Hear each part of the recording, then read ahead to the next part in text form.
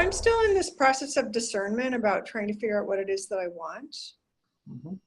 You know, we talked a little while ago about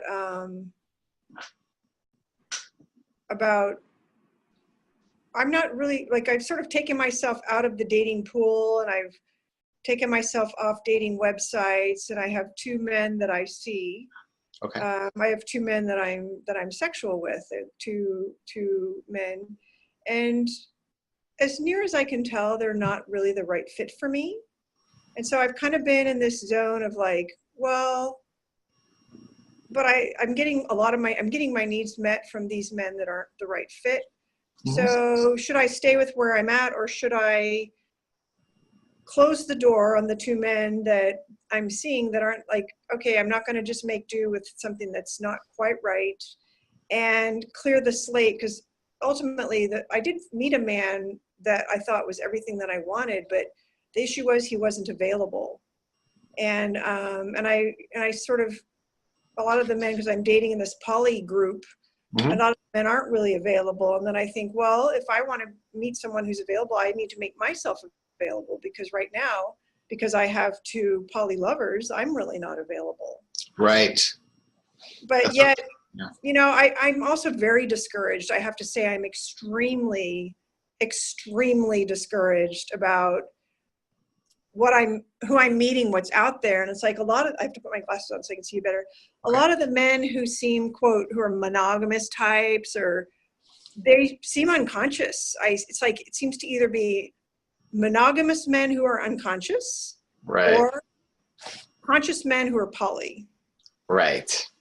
Right. It's a bit of a paradox, isn't it? Yeah. And I've done an extreme amount of work to become conscious myself, and I left a good man, and I was married to him for 21 years. He's a good man, but unconscious and not wanting to become conscious. Yeah.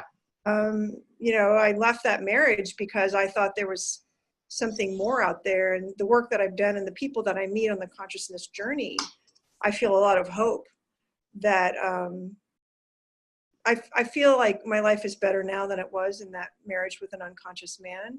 Yeah. And I'm kind of at a place where I think, like, if he's not out there, then that's fine. I'm just kind of giving up. Oh. I just feel discouraged, very discouraged. Yeah. Yeah. So and honestly, the men that are in my life who I've chosen are really excellent men, and I feel very fulfilled, and I feel happy. I'm not feeling a sense of lack. So maybe there's nothing to change. Maybe I just stop where I am and say, this is fine. This is it. Yeah. Yeah. But something propels you to want to make a shift. Something in there's bugging you about that, though. Something's not quite right. Yeah. I mean, it's all good. I'm not sure. Actually, I'm sitting with it saying, trying to figure out what isn't working for me. Like, I'm not sure. I really can't say with certainty that because it's so discouraging to look for something that I think that doesn't exist, that it's like, this is maybe as good as it gets, you know? Like the line in the movie. What's the something? What can you describe? Like, what is it that you think might not be available? A man who's self-aware, who takes responsibility for his own triggers and doesn't try to put them on me. And a man who's financially as good a shape as I am, if not better. That's the other thing, is the poly men that I date are not in the same financial zone that I am. Yeah. They're not financially as secure or successful as I am. And I think, well, you know, I understand maybe somebody who's been putting all of his effort into making money isn't conscious, but then I've figured it out. I've done it. I'm making money and I'm on the consciousness journey. So it is possible. Yeah. But I think, maybe that's another limitation. If they're out there making money, then they're not conscious because they're making money. Yeah. Yeah.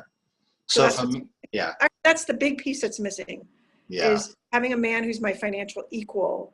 Like, I would like to take vacations and go off and travel with somebody who's my financial equal. And the men that I'm dating, they can't afford I'd have to pay for them, which would just be really like, oh, really? I don't want to do that.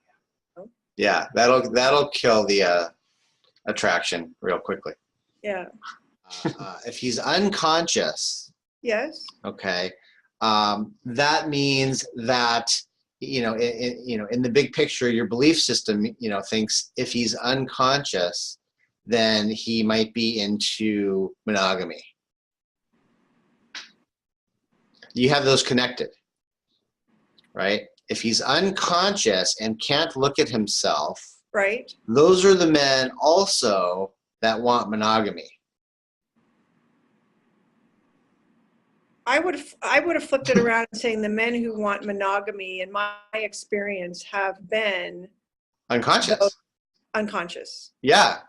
I'm sorry, with rare exceptions, and the rare exceptions are already taken.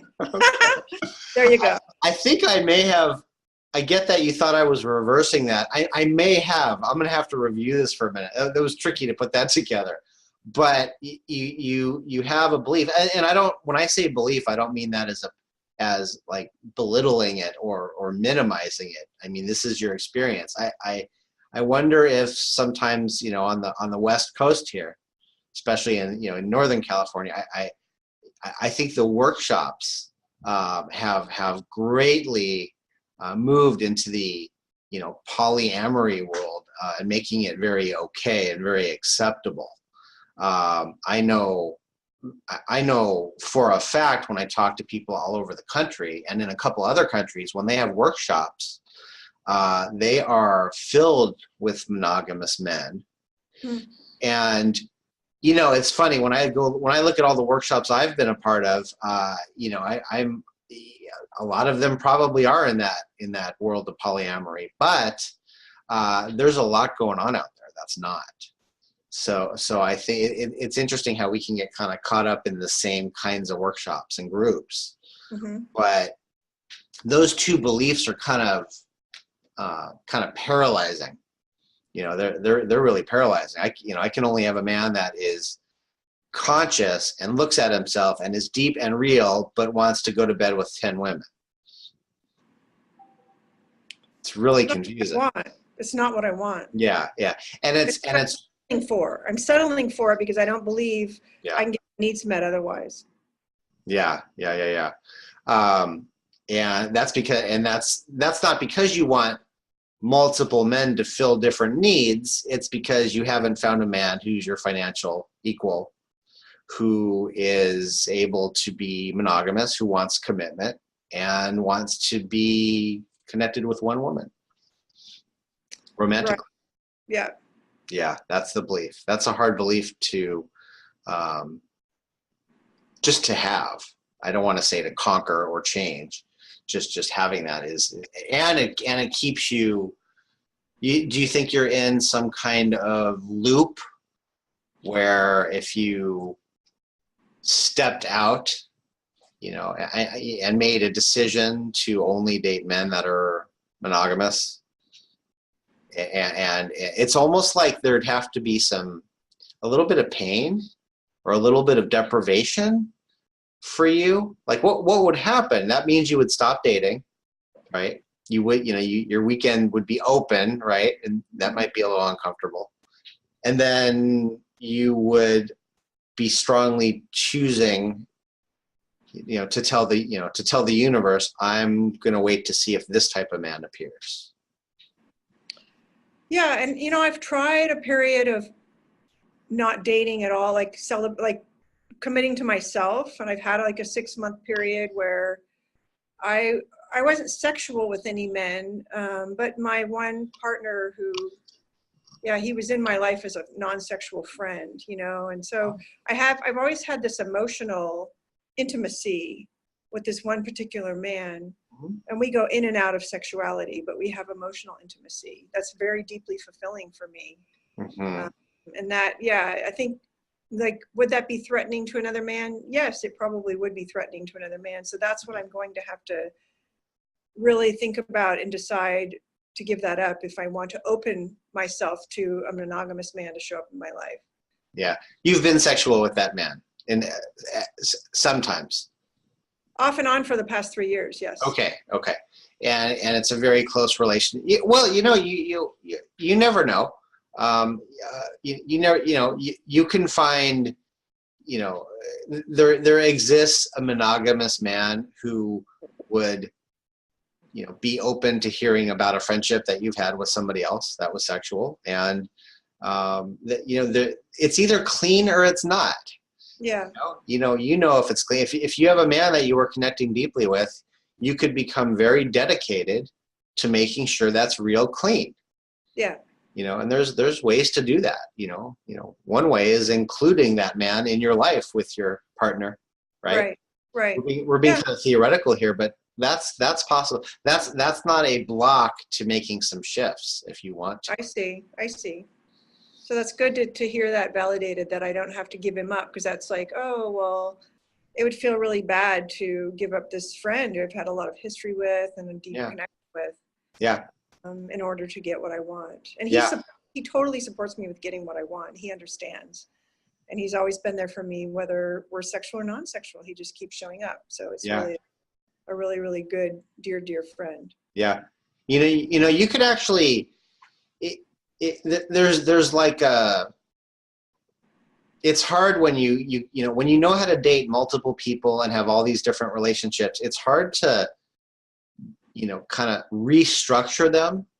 But with this friend that you're so close with, you could actually begin taking that relationship very seriously in kind of a new way, and kind of envisioning yourself with a partner and how this relationship would be if it was more appropriate.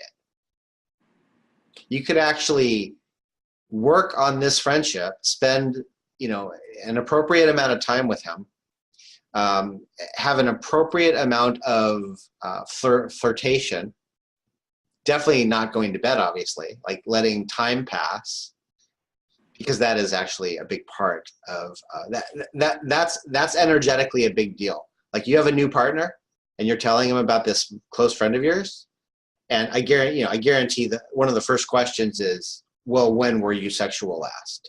And if it was, 20 months ago, that's very different from 2 weeks ago. Or even a month ago, we were thinking about it, but it didn't have, So that's it. I'm kind of, I'm not like a foo-foo, like law of attraction person, but I am a little, with making a statement to the universe that you very seriously want to create this in your life. Yeah. So this relationship is a big statement to doing that. Yeah. And I'll tell you, whether it's dating sites or meeting people, in different places, kind of nature abhors a vacuum, right? It's like you keep lots of space open emotionally for yourself to meet someone who's like this. Someone's coming in. Because you're a magnet. You know how to bring men in, right? So having all this sexual activity, it's a real thing, and how much energy it takes. How much of the mind and heart and space and time it really takes up for you. Are you following, like, and agreeing, or? I'm considering it, because I'm getting better, I think, at energetically containing myself, so I don't invest so much in my sexuality with these two non-perfectly ideal partners. Yeah. And so I think I understand what you're saying, and I think it does apply to a certain extent, but I also think I'm getting more skilled at keeping myself intact and not binding myself energetically to these partners, because I'm very clear that neither of them is the right long-term partner for me. So I'm really not making myself available for, I've taken myself off all dating sites. So in a way, at this moment, I'm really not making myself available. I'm trying to make what I have work for me. And there's another piece here, as I think I told you, is that I'm divorced, but my ex-husband and I own a home together, which we're going to sell within the next year. Okay. I'm geographically in the South Bay for my daughter to finish high school. This is her last year. So I'm going to be moving. Things are going to shift for me geographically within the next year. I also think, is it a good time for me to open myself to a relationship when I have another big opening coming within a year, and I almost don't really want to get tied down at this moment in time. Like, there's competing forces within me. This is something I deeply long for, but I'm also recognizing that the timing isn't really perfect for me right now. So part of me is just like, I feel a sense of dissatisfaction. I'm making do with what I have, and I'm thinking maybe this is a good stopgap until we sell the house, and then a lot of pieces are going to move for me. And so that might be the time to step away from these relationships and clear the field. And so the risk for me is to not let myself get attached to these non-perfect partners, and really keep stating to them, which I do, that I support you in getting your, what you want, and this is not long-term what I want. So I'm very clear telling them. And so, so I'm hovering in that place of saying, timing wise, not ideal. I don't know. I mean, anything could happen. Part of me is like, anything could happen, and there's a little piece of me that's open to whatever comes along. But the most part of me is like, there's a lot going on, and it's probably not best timing for me to launch into some big deal relationship. So a different question that I have is, how would it be to entirely commit to having these connections be portions of what you want? And it sounds like you're doing that. You're not seeking something else, but you're having the stress about seeking someone else. It's like a little bit of energy is heading all the time towards, God, does it even exist? And can I have it? But yet you're not committed to the kind of changes in the current relationships to actually go for it. Right. So that's pretty subtle stuff I'm saying here, but that's actually what's causing some discomfort. So it's strange. It's like a total, complete dedication to exactly what you're doing right now. I mean, that's the goal for all of us, right? For everything we do. So I'm sitting in that place right now. I'm considering. How do you be okay with it? Yeah, I'm considering, rather than struggle against these relationships that I've chosen, to let them fully flower as the full relationships that they are, to go wholeheartthen. But the scared part of it, the thing that scares me is, if I go wholeheartedly into these relationships, then will I attach? Will I attach? And then to get myself out of this thing that I've chosen is going to be painful and hard. Yeah. So it's great. So you're clarifying this really well. So when I said total dedication and commitment, I actually meant exactly what you're saying. I mean total dedication and commitment to the discipline of making it work exactly how you're wanting it to work. So I'm talking about total dedication to spending, I'm going to make this up because I don't know what works for you, but total dedication to only spending one night a week with a man, and if you're okay with sleeping over and not getting too attached, leaving at 8 in the morning. Like I don't know what the timing is or leaving at midnight. So it's a complete dedication to not getting attached and entirely enjoying the person for what it is while you're with them. I'm actually talking about adding some discipline to that process, because you will get attached, right? If you make more of a heart commitment and more time. And so I want to be real clear on the commitment I'm talking about is actually very much to yourself. Well, so what you're describing, like, I only see one guy once a week, and I see the other guy every other week. Okay. So the time's okay. I'm not investing a huge amount of time already. Okay. So what would be different between what I'm doing now and what you're describing? Well, maybe nothing in terms of actual time. Okay. It sounds like, is it fair to say that that amount of time that you're spending is part of why you're not getting overly attached? Yeah, I'd say. Then Yeah. keep doing what you're doing. Yeah. I may have just gotten into like, there's nothing broke, so don't fix it concept here.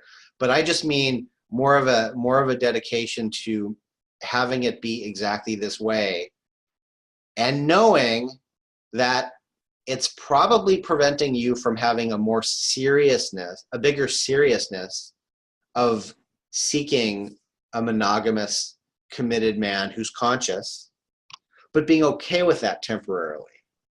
Yeah. So I'm talking about a very subtle angst that you're having. Right. And that angst wells up in me in bigger chunks when then I become extremely dissatisfied with what I'm doing. Right. So keeping that angst at bay, you know, and other men have shown up in my life, and my story now is I'm not dating, but I'm available for friendship. Because I think ultimately a guy that I can be friends with, I mean, I don't, like one of the guys that I have sex with, the story I tell myself is outside the bedroom, we don't have much in common. We've actually been getting along pretty well, and we're finding we have more in common outside the bedroom, which was a nice surprise. But I want somebody that I can be really good friends with, who then could evolve into, like, test it out as a friendship. So I'm totally open. I had 2 men approach me, and as soon as I said, like, one asked for my phone number, and I said, here's my phone number, I'm happy to have coffee, and just to let you know, I'm not really dating, but I'm open for friendship. He never called. Yeah. So when I say I want friendship, you know, these men, they're looking for something. And I asked him, are you dating? Yes, he's dating. So what is dating? To me, it's rehearsing to get someone into bed. You know, it's like, or like, dating has a lot of charge around it and a lot of expectation. And if I just stay in the friend zone, to me, that just leaves the door a little bit more swingy. You know, it's like, it's just a little more open, but men don't seem to even want to do that. Well, okay. So I'm not dating. I want friends. You know, men do lead often with sexuality. That's a real thing. But you have a perfectly, you know, willing, conscious man who wants a commitment, a long-term monogamous commitment, and you say you're looking for friendship. If he's kind of soft and kind of, you know, wimpy, you know, he'll say, "Oh, great! I'd love to be your friend," and you know, and let's get to know each other very slowly.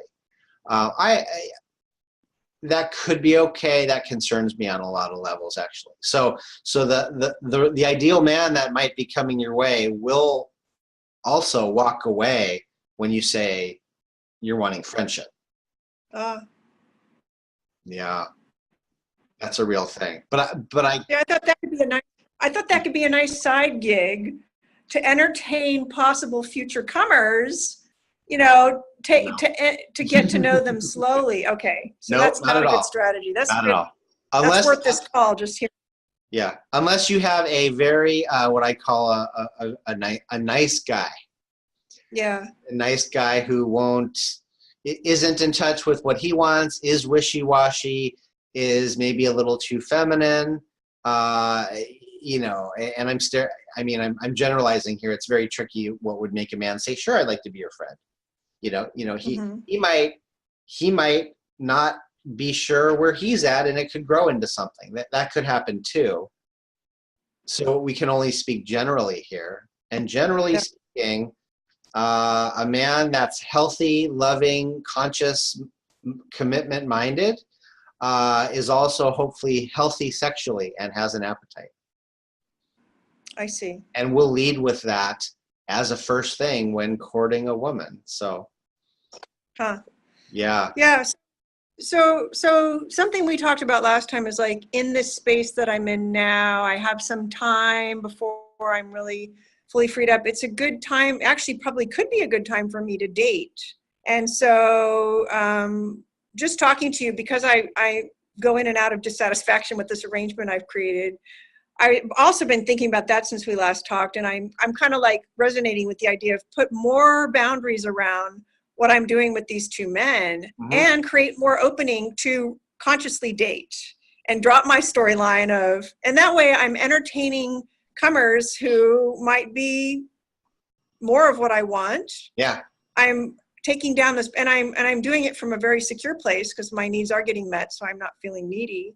Right. And then maybe see the men that I'm seeing even less, and let them know, look, I've decided to go back into the dating world. Mm-hmm. Therefore, I'll be seeing you less. Yes.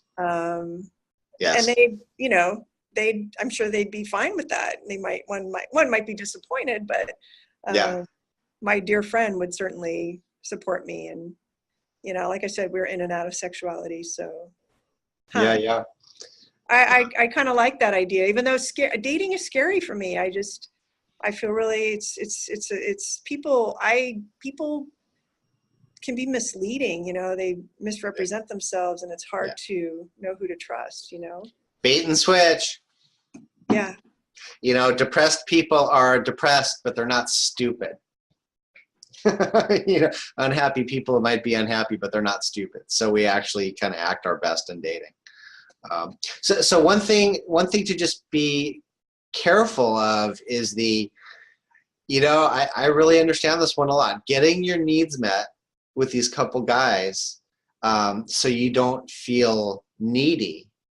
There's some parts I really like about that. I really like when a woman is actually isn't just searching for a monogamous relationship, and then finally, finds somebody they like, and then gets all their hopes up, and and waits by the phone, literally. Mm-hmm. So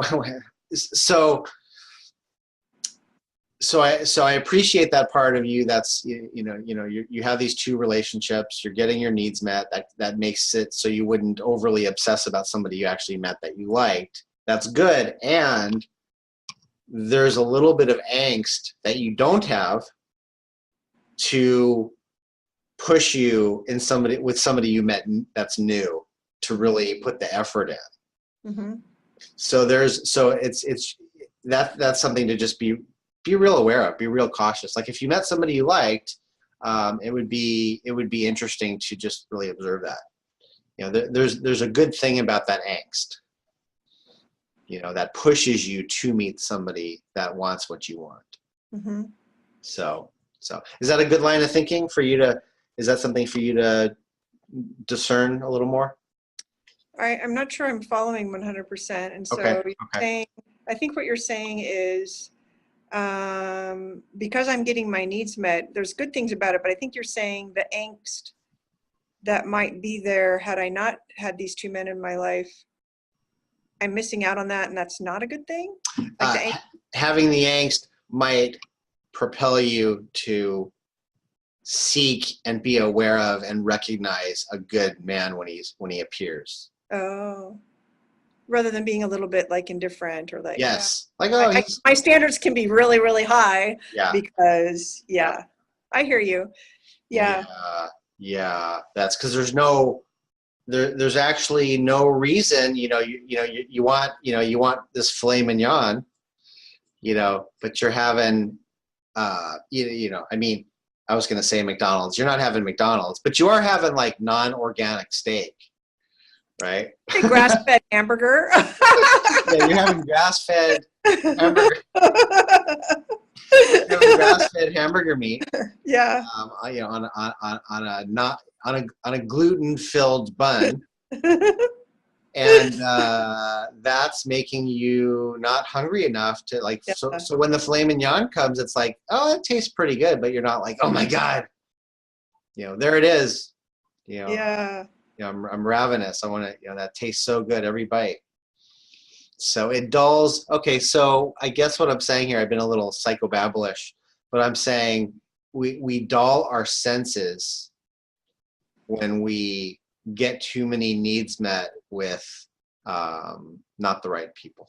Yeah, I hear you. Yeah. It's kind of it's the process that I'm in. I'm really, and I've thought about telling both these men, like, let's just take a break for a month or two so I can get some space to really consider what it is that I want. So I'm in the inquiry. I'm definitely in the inquiry, and it's good we're having this conversation because it's more things to think about, you know. Right. Right. And I'm in the inquiry, and I'm kind of on the, do I stay or do I go? Right. You know. Right. Right. So I like being more in the inquiry of, you know, these subtle energies that might make you not recognize when a man shows up that could be a good one. You know, not the inquiry of whether or not to do less time or more time or tell these guys. It's very subtle what we're talking about. It's really within you, you know, to just be really aware of, I just got my needs met, you know, for a whole night with this person, and now I can see how I'm not, you know, I don't really need any other man. I'm not even looking, and you know, and this has lasted a few days because I had such a great time. So why would this man come into my life when I'm not available for it? You know, so that could be okay. That's not a good or bad thing, but just being aware, really aware of where you are in that zone, you know, in that zone. So I think what you said before about maybe spending time but not spending the night, so that the spending the night, you know, that's a very intimate thing to spend the night. So then it becomes really a lover that we go and have sex, and that's the end of it. And that's a different distinction than somebody that I spend the night with. Yeah. So, I mean, everything you're saying reinforces things that I've already thought about. And great. Yeah, so it's up to me to make this decision if I'm going to stay in this zone or shift it or switch to an entirely new zone. And I am starting to use the word monogamy. That's new for me. I'm starting to say I really do believe that's where I'm at. And so yeah, I'm moving into a different zone in my dating. Yeah, I've only been single for a couple, 2-3 years. It hasn't. I separated from my husband 3.5 years ago, so it's about how long I've been single. Okay. So I'm still iterating. You know, I'm still trying different things, and so good. I think it's sweet and great that you know how to bring men in and create those relationships. That's an incredible skill, actually. Yeah. No, I've met some really wonderful men. Yeah. Great. And the evolution has been towards higher and higher conscious partners. So I feel like I'm choosing better each time, but still need more work on that department. And so that's where the dating thing might just give me more practice with handling myself around these quote unconscious men or men that are more monogamy focused. Yeah, I am sort of leaning towards taking a little break from these men, and just so I can get clarity around what it is that I want. And I've had only support from them when I tell them I'm in an inquiry, and they're just very supportive. So great. Because they're poly unconscious. Poly and conscious. Of course they're supportive of my inquiry. And as I've seen it, it justifies not going all in, and fear of rejection, fear of loss. It mitigates a lot of that. Yeah. So it's a softer in and softer out. So it's easy in and easy out in a way. Yeah. If things get complicated with you, I'll just pick up another lover, or I'll go to one of my other partners. And that's where I see monogamy is like, if you're going to make things work, you're in it for better or for worse, you know? Yeah. It's so much more intense in ways. It's what I think creates maturity. You know, and creating maturity is quite painful at times, right? Yeah, it is. You know, and you know, so the main thing I would say, you know, from listening to you is, you know, having more acceptance for where you're at, like more awareness of, you know, what you're kind of staying away from and what you're heading towards, and deciding to do that rather than just letting it happen to you. Right. Does that make sense? Yeah. Really standing in that. Well, and I like the word acceptance because it's charting my own course and being not judging myself for the path that I chose and just saying, you know, I'm trying this out and I'm allowing myself to have this full experience and may work, it may not work, but let's just let's do it. Yeah. The only thing wrong with having multiple lovers is if any of the lovers are having struggles or problems with it. There's nothing, you know, it's great if, you know, if everyone's on the up and up and being honest and you know, you're aware of what the choice means. Sounds like a really good match for you, actually. Yeah, right? in my experience, it's the women who have the angst about it more than the men. Oh yeah. And it'll be the other women that they sleep with.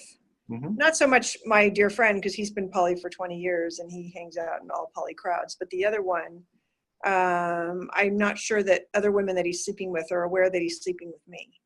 I don't know how direct he's being about his lack of exclusivity. And so, and sometimes when I think I had a really, really intense love relationship that lasted about a year.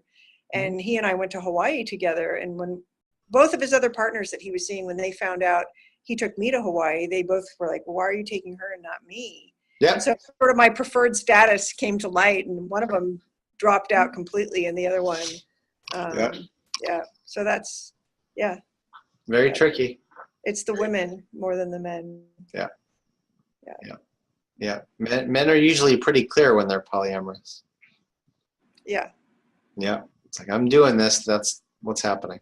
Yeah. Yeah. And I don't think they second guess themselves the way women do. Right. But they do hurt. They do get jealous. And they have those same responses. And you know, it's a tricky road. You know, managing one relationship is intense enough, but managing multiple is very tricky. Managing 3 or 4-way friendships is really difficult, right? Then you add romance to it, and it's very difficult. Yeah. It's true. Yeah. You feeling okay? Yes. Thank you. Yes. Should we wind it down? Or any other thoughts? I'm feeling pretty complete. Okay, good. All right, thanks for being on the call. Yeah. Thank you, Derek. All right, Ken. We'll chat soon. We'll chat again. All right. Sounds All right. good. Take care. Okay. Take care. Bye.